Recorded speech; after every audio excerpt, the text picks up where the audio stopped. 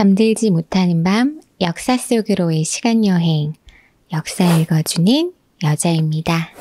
지난 시간에는 30년 전쟁의 원인 가운데 종교적인 원인에 대해서 이야기를 해봤어요. 30년 전쟁은 이제 말 그대로 30년 동안 일어난 전쟁이기도 하고요. 또 그만큼 참전국들이 굉장히 많았기 때문에 전쟁의 원인을 단순히 종교적인 부분에서만 파악하다 보면 이 전쟁을 제대로 이해하기가 조금 어려울 수 있어요. 그래서 이번 시간에는 이 종교적인 원인 영상에서 다루지 않았었던 정치적인 원인에 대해서도 한번 이야기를 해보려고 합니다. 루터는 1517년 95개조 반박문을 발표합니다. 이 반박문으로 이 촉발된 종교에 대한 논쟁은 종교 영역을 넘어서 결국 정치 영역으로까지 확장이 되었죠. 가톨릭은 서양을 천년 동안 지배한 권력의 정점이었고 반대로 프로테스탄트의 세력은 약했기 때문에 루터는 세속적인 권력자들에게 도움을 요청할 수밖에 없었어요. 또한 당시 독일의 제후들 역시 가톨릭에 대해서 불만을 품고 있었고 이 새로운 종교에 대한 열망이 있었기 때문에 루터의 편에 서서 그를 교황으로부터 보호해 주었습니다. 가톨릭도 가만히 있지는 않았어요. 지난 시간에 이야기해드린 것처럼 신성 로마 제국의 카를 5세와 이 스페인이 교황의 편에 서게 된 것이었죠. 카를 5세와 독일 제후들과의 전쟁 결과 모두들 알고 계시죠?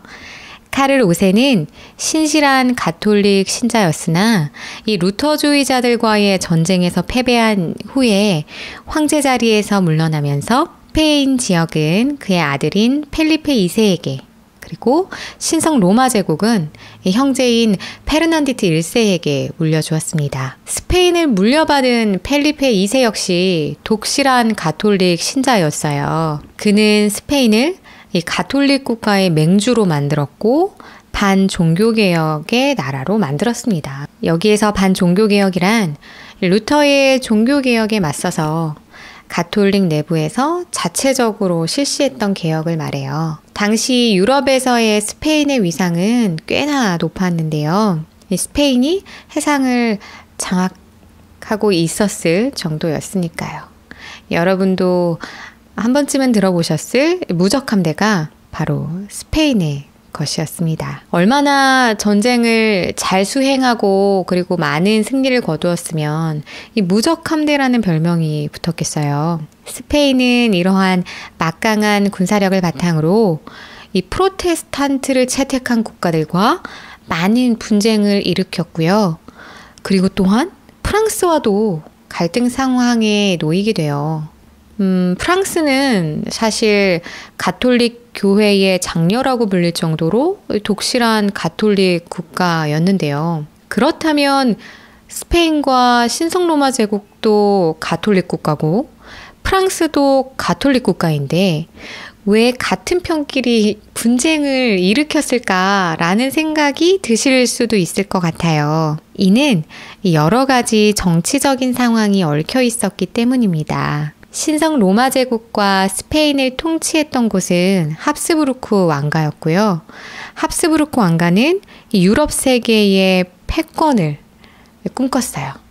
특히 이 프랑스는 스페인과 신성 로마 제국과의 국경을 접하고 있었기 때문에 신성 로마 제국과 스페인이 성장을 하면 반대로 프랑스는 위축될 수밖에 없는 상황이었던 것이죠. 그래서 프랑스 역시 이 정치적인 목적에 따라서 스페인을 견제해야만 했던 것입니다.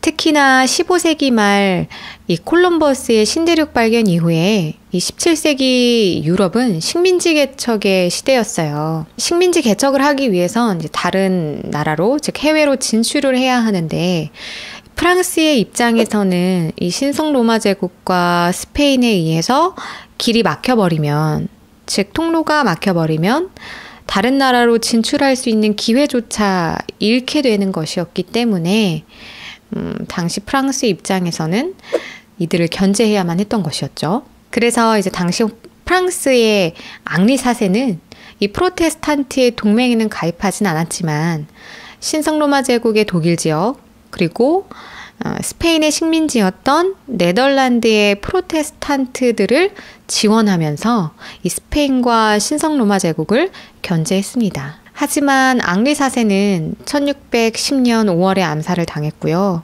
프랑스에는 섭정 정부가 수립되면서 반합스부르크 정책, 이 정책 자체는 불가능하게 되었어요.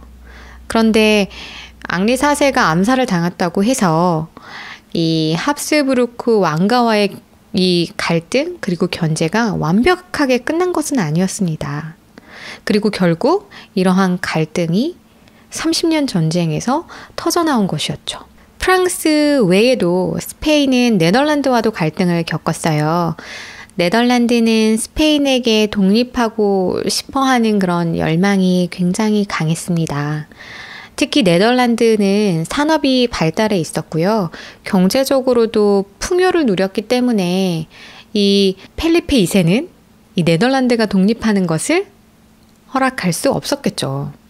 반대로 또 펠리페 2세는 자신의 막강한 군사력을 바탕으로 해서 이 네덜란드를 강력하게 통합할 수 있는 정책들을 펼쳤어요. 이러한 펠리페 2세의 탄압 때문에 네덜란드의 독립운동은 위기에 처하게 되었고, 이 상황에서 이 네덜란드에게 도움을 준 국가가 바로 영국이었습니다. 영국과 스페인은 바다를 둘러싸고 패권 전쟁을 벌이고 있었고요. 이에 따라서 영국은 네덜란드를 지원함으로써 스페인을 견제하려고 했던 것이죠. 또한 영국 역시도 가톨릭에 많은 불만을 품고 있었기 때문에 이 프로테스탄트에 대한 지원도 멈추지 않았어요. 이런 와중에 이 영국과 스페인 사이에 사건이 발생하게 돼요. 바로 영국의 엘리자베스 1세 여왕이 스페인의 무적함대를 격파시켜버린 것이죠. 이로 인해 영국은 이 유럽의 해상 패권을 차지했고요. 반대로 스페인은 이 유럽에 대한 지배권을 점차 잃어갔습니다. 가톨릭을 신봉하는 국가들과 이 프로테스탄트를 받아들인 국가들 간의 힘이 어느 정도 균형을 맞춰가는 것처럼 보이죠. 그리고 이러한 힘의 균형이 곧 서로 간의 전쟁으로 발전되게 됩니다. 앞서 설명한 일련의 사건들을 통해서 가톨릭은 점점 힘을 잃어갔고 반대로 프로테스탄트의 힘은 점점 커져갔기 때문에 결국 이 두 세력은 충돌할 수밖에 없는 그런 상황에 놓이게 되었던 것 같아요. 오늘은 이 30년 전쟁의 정치적인 원인에 대해서 한번 알아봤습니다. 다음 시간에는 사회 경제적인 원인에 대해서도 한번 이야기해 보려고 해요. 오늘도 이야기가 유익하셨다면 좋아요와 구독하기 버튼 누르는 것도 잊지 말아주세요. 지금까지 역사 읽어주는 여자였습니다. 그럼 다음 시간에 만나요.